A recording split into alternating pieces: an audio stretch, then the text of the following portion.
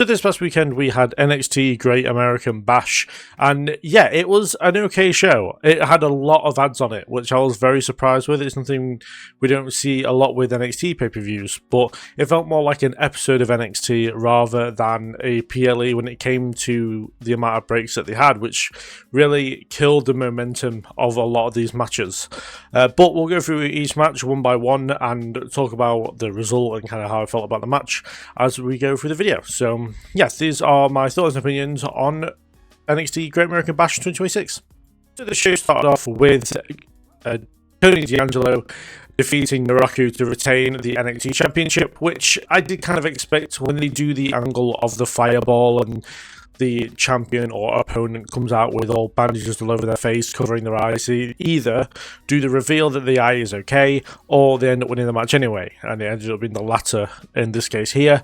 The match was pretty decent, actually. It's one of the better matches of the night. I liked the high-intensity start to the match with them going through the stage part. I don't know what they call it now. It's like the tower that they sometimes do promos on. They went through that to start the match, which was an interesting way to go, breaking that so early into the PLE. But then, you know, the only reason this is kicking off is to put it on when it's not for going head to head with Forbidden Door, which I do understand like completely, and it's quite funny with the fact that, you know, they have their homegrown talent in Tony D and Naraku Evil in New Japan as a kind of own little Forbidden Door thing going on. But no, yeah, I enjoyed the match for the most part. As I said, it was one of the better ones of the show, but then the quality of wrestling on this show was kind of low on this one, unfortunately. But I'm glad that Tony got the win here. I do think at some point Naraku will become NXT champion. I just don't think it's quite yet. I think they're going to get a decent run out of Tony. Maybe he loses it in a couple of months at Heatwave, which is kind of NXT's SummerSlam, if you will. But yes, it was a decent start to the night, in my opinion. Moving on to Zarya defeating Tatum Paxley for the Women's North American Championship, and yeah, I enjoyed this match. And Tatum Paxley again proves, like she does nearly every PLE, nearly every match she has, that as much character driven that she is very, very good in the ring, and she, for me, carried Zarya at times during this match as far as the smooth transitions go, and yeah, everything just kind of worked quite well here. I do like how the finish went when it seemed like Zarya just couldn't seem to put Tatum Paxley away until it took like her to absolutely beat her down to be able to get the win here. I feel like I really put over Tatum Paxley to make her look strong in defeat. And yeah, as much as I would have preferred to see Tatum Paxley back as champion, I understand that, you know, Zarya's just won it, and I don't think they're going to change champion quite yet. Plus, there's been little murmurs that Tatum Paxley might be going up to the main roster, which does worry me a lot because Tatum Paxley is so character driven that I feel like she'll get lost in the shuffle very quickly up on the main roster. I mean, look at the likes of Paige, and there was another big return recently where they just got lost in the shuffle very, very quickly. And yeah, I worry that that's going to be the case with Tatum Paxley, and she'll be used more as a comedy character than anything else, which I really hope isn't going to be the case because she's so good in the ring that I say people don't realise just how good she is because of the character stuff. Like, moving on from that, we had the match that I had little to no interest in, which was Charlotte Hill defeating Tristan Angels, and yeah, the match was fine. It felt like the issue from this part onwards is that most of the matches now felt like they were going longer than they actually were, which is obviously not a good thing when it comes to wrestling. Usually, when it comes to a good match, they don't feel as long as they should. Now, yeah, this felt like it was going on forever. They did this. I can understand where people might like it, but they did this silly stuff with Under the Ring, where like they did this whole creepy Charlotte Hill thing, and then they just carried on like nothing happened. It was questionable in my opinion. I don't feel like we needed to do this.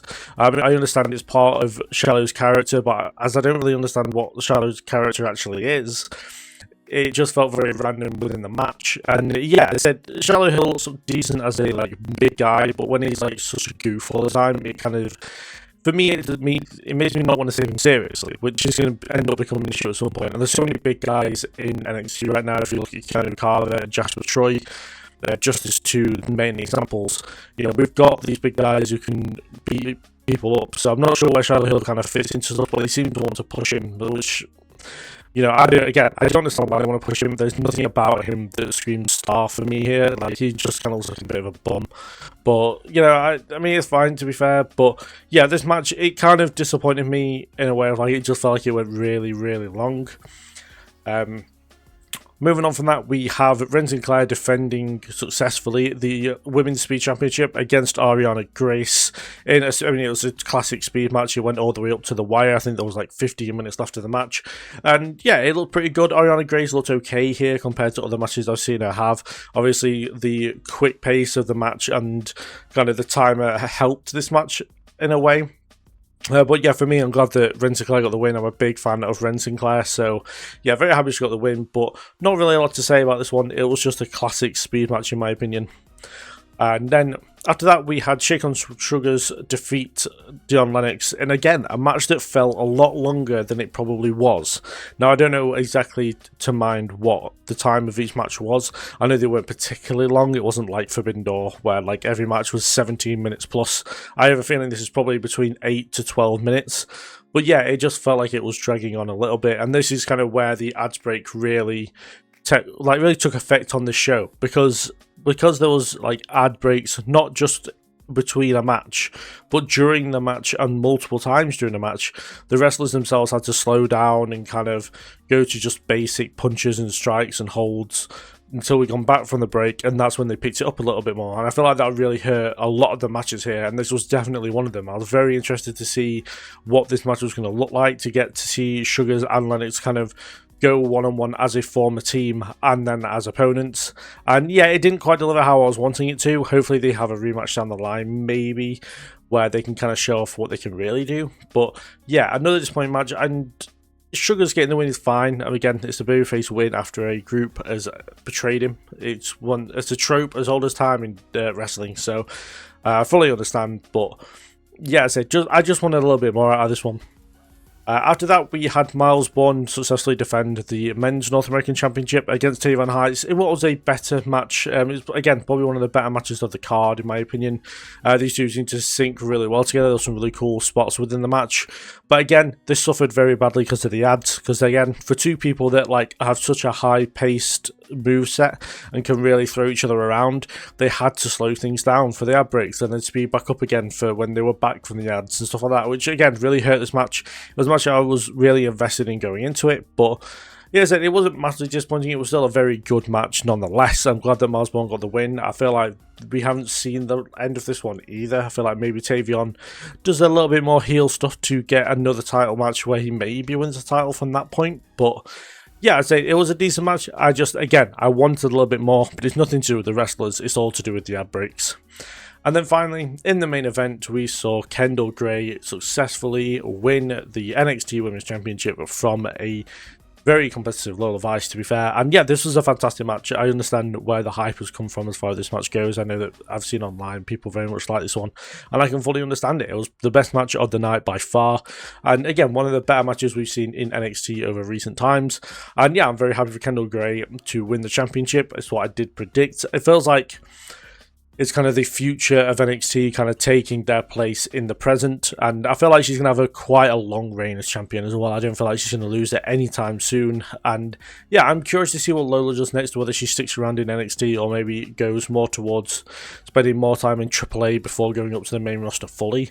I can fully see that happening with just how much she's had interactions with Bayley, and you know, she's got stuff going on with Damien Priest, and then Mr. Iguana sometimes does main roster stuff as well, so yeah, I feel like there's a good and quick transition for her up to the main roster should they want to do that. But yeah, no, for me, this was a very good match. Kendall Gray showed out as usual, showed just how much of a great wrestler she is and is going to be, because she's only going to get better from this point. I did like the part near the finish where they both knocked each other out for a double pin and then they both kicked out. That was pretty good before the finish. And yeah, these two seem to gel really well. I would like to see, again, like a few of these matches, I would like to see a rematch between these two where there isn't as many ad breaks, so they can kind of just go full on for the full 15 to 20 minutes. And yeah, I feel like these two could absolutely cook and have an even better match should they get given the time and not have to slow things down during the match due to breaks. So those are my thoughts and opinions on NXT Great American Bash 2026. Yeah, this is, I don't know, I feel a bit disappointed with this one. I was expecting a lot better matches, like quality wise, especially from like the main event, the opening match. Tatum and Zarya kind of delivered, so did Lola and Kendall Gray, but Miles Bourne and Tatum Hart, Strickland Sugars and Dion Lennox, I expected a lot more out of those two, but unfortunately, as again, it's none of the wrestlers' faults. It all comes down to how the production is, I guess. But yeah, I just expected more out of these matches. Hopefully, we get to see rematches before these ones spread out around NXT TV, and maybe some rematches on PLEs where they can absolutely just go for it and not have any interruptions. But yeah, it was just kind of, I said, the ad breaks, again, a bit like how WrestleMania was. They just really took away from this pay-per-view because you knew that they were going to slow down. Then I found myself getting distracted. I'll go on my phone or do something else. I'll go get a drink and stuff like that. So it's kind of, it's not the wrestlers' fault. They were doing what they had to. But again, they're not going to go full on during the ad break when essentially nobody is watching. So I understand that. And also, it was on CW, so I understand that they were going to have breaks. But I wasn't expecting quite as many as we got. I thought they'd give like less ad break space, which obviously wasn't the case. And if that, I feel like, and I'm concerned that this is how NXT pay-per-view is going to be going forward. And if that's the case, then they're just not going to feel as special as they probably should when it comes to PLEs. So yeah, it's worrying for the future for NXT, just because they're going through such a transitional period anyway. They were having to learn all these new names and get them up to the standard of PLEs. You know, there's a lot of people who are new to NXT who didn't make the pay-per-view. You know, think about it, only Shiloh, Tristan, Nuraku, and that's about it.